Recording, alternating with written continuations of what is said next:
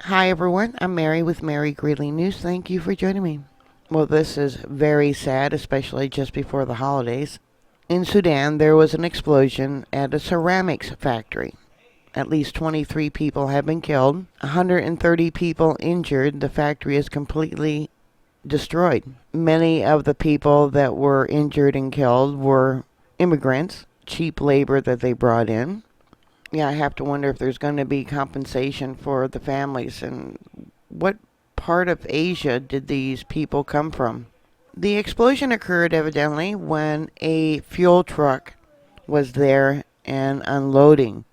The fuel truck blew up, which, then created a chain reaction. Videos on Twitter show the black smoke billowing from the plant. This is from RT, this video here.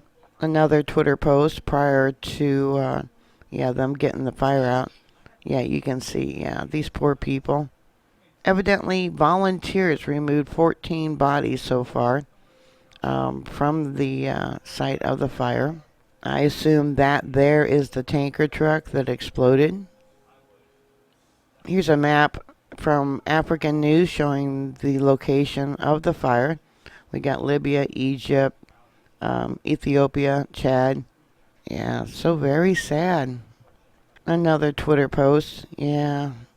The government is saying there was a lack of safety procedures and that there was a lot of flammable stuff not secured. Yeah, it was probably more than one explosion. You can see there was a fire and another fireball afterwards. Yeah, it's sad to think that people won't be going home to their husbands or wives or children or grandchildren, just trying to make ends meet. So what are your thoughts? Put your comments down below. Please subscribe. Please thumbs up my videos. Please stay safe.